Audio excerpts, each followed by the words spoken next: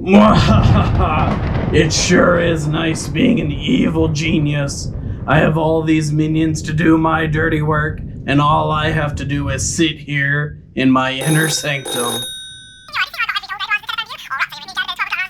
What?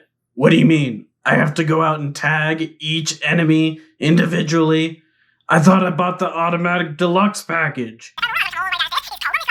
Oh, that's a tech you have to unlock later in the game? No matter. I'll just have my minions go out into the world and steal all the gold for me. And all I have to do is sit here, right? I have to send them myself? And deal with these infernal timers? And I thought I was the evil one.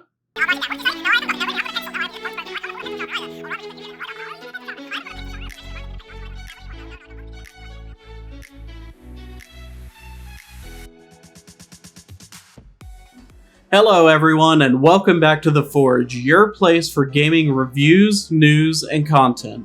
Today we're taking a look at Evil Genius 2 World Domination, made by Rebellion. Like in all of my Forge reviews, I grade these games based off of 5 categories: fun factor, controls and gameplay, graphics, sound, and replayability and stability. And as always, I'll have 5 tips to get the going easier if you decide to buy this game. So let's get right into the first section, the fun factor. Now, I really wanted to enjoy this game. I've been looking forward to it ever since a friend told me about it, and it fit well into the games that I like to play. I used to play Dungeon Keeper. Ew, not that one. That's better. And Dungeons 3 was the first of the genre I played and really enjoyed. I never played the first Evil Genius, full disclaimer, but I would think in 2021 you wouldn't have to worry about manually tagging every enemy, or just having your minions do the jobs they're supposed to do. I got so frustrated trying to keep up with these, and unfortunately going to the sandbox mode doesn't bring the same amount of fun for me. I like having to progress and going through a tech tree and having to manage my economy, and I shouldn't have to go to an unlimited mode just to play the base game. So for this section, I'm giving it a 4. The aggravations about having to manage your evil lair just don't add up to an enjoyable experience. So let's move on to the gameplay. It is a dungeon management simulation game where you have to have places for your minions to rest, work, and ultimately take care of any goody two-shoes agents that have come to stop your evil schemes. In actuality, it feels like you have no actual control on what goes on. You're supposed to be able to tag enemies for capture, execution, or distraction, and your minions will carry out these plans. Multiple times, I've tagged enemies just for my so-called guards to just stand there and let them walk through without even engaging in combat. These agents take pictures of your base, send to their respective agencies, sabotage your resource rooms, like power generators, or steal the gold out of the vault, and try to kill your evil genius. It is beyond frustrating to have your minions just let the enemies waltz around your base, and to let them escape with no real thing you can do. Controls are a bit better though. With it being a simulation type game, there's no intensive control scheme. Just clicking on rooms, using the menu, and the world map is all pretty intuitive. It does not require an hour and 30-minute long tutorial, however. If you've played these sorts of games before, you'll be able to jump right in as long as you're reading what the different room types do. The one problem I had with controls was rotating the camera with the middle mouse button is extremely floaty. I noticed it immediately. It goes back and forth while putting almost no pressure on the button. Overall, for this section, I'm giving Evil Genius a 3. The gameplay satisfaction of building an evil base does not come close to balancing out the frustrations of having to micromanage said base, and having the AI just not computing what to do. The game does look very good though. They were going for an evil 70s to 80s themed supervillain lair aesthetic, and in this, it succeeds. It's everything you imagine, with evil scientists having to write down their equations on the whiteboards and checking their test results in the laboratory, to guards sitting down at the terminal to check on security cameras, and even freeze rays freezing the enemies in place. Each of the different decor items also look good and spice things up so each room doesn't have to look the same. The animation and graphics here are top notch and very fun to look at, and with that I'm giving it an 8 here. The sound design also fits very well with the game. It sounds straight out of a Bond's villain interlude with the deep basses pounding. Each of the different room types have different sounds when you zoom in on them. From people snoring in the barracks to typing in the laboratory, it all sounds great. The sounds of the traps are also amusing, with the freeze ray chilling enemies to an ice cube to a giant pinball bumper knocking enemies with a clang.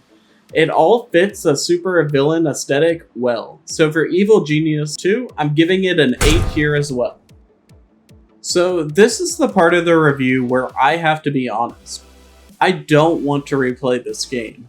It has multiple evil geniuses to play as, each having different abilities, like Maximilian commanding people to train instantly for the different minion positions, and Ivan just having a giant rocket launcher to help in the combat aspects, and even different island plots with different layouts available to you.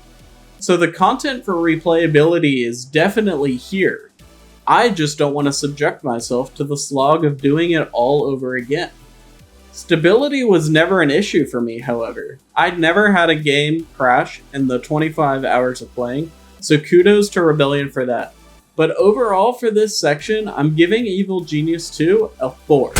The stability is good, and the replayable content is here, but personally, I just don't want to replay this game multiple times until some of these issues are fixed. So in my Forge reviews, I try to give tips so others can advance without some of the growing pains I had to endure my first time playing. So for number 1, I'm suggesting that you play in sandbox mode instead of the campaign. The economy feels too hit or miss, with the almost free-to-play timers being your only actual source of income. And the sandbox getting rid of that mechanic means you can build your evil lair to your specifications and imagination. Number 2 is going to be recruit Jubei as your first henchman. I avoided talking about the henchmen in the gameplay section because they come later in the campaign, but Jubei is overall the best first henchman for one reason. His second ability lets him teleport to anywhere on the map where you need him, giving your minions a much needed combat boost, or letting him get to the exit before the enemies and ambushing them when they think they're in the clear. My third tip is going to be research traps first. At least in my playthrough, they felt like the only way to keep the agents at bay in your base. I went for the freeze ray lining my opening hallway, and having a slippery floor really helps getting those useless minions on the way there with a high alert trigger. My penultimate tip is to make sure to build plenty of control rooms with radio repeaters. Establishing criminal networks is how you make money in this game, at least in the campaign. And you need to have a sizable control room to access all of the regions on the map. I wish I could give a tip on how to actually manage the world map, but you have to do everything manually, so good luck managing the dozen or so regions and your base at the same time. My last tip is to get rid of the body bags. They sap morale whenever your minions walk by them, and in a big combat with a super agent, you could have 20 to 30 bodies in the same place. It just makes people desert on the spot. Build plenty of incinerators in the power rooms and make sure they stay cleaned up. So on the whole, I really wanted to enjoy this game. The graphics are pretty to look at, and the sound design is top notch with all the little details. But the frustrations of having guards literally just letting people walk past and the almost free-to-play timer economy makes it so I don't want to play the game anymore. Evil Genius 2 World Domination will get a score at 4 out of 10. It's unfortunate to see games like this, but I try to be completely honest in my reviews, and I cannot justify giving it a higher score. People play games to enjoy the gameplay, and all the evil charm and good-looking evil layers can't save this game from the frustrations of the gameplay. But if you want to see some of the other games I reviewed, check out the Forge Review playlist, and leave a comment on some more games you'd like me to cover. I've got some more things in the works, but I want to know what you all want to see more of. Thank you everyone for watching, don't forget to leave a like and subscribe, and I'll see you again next time.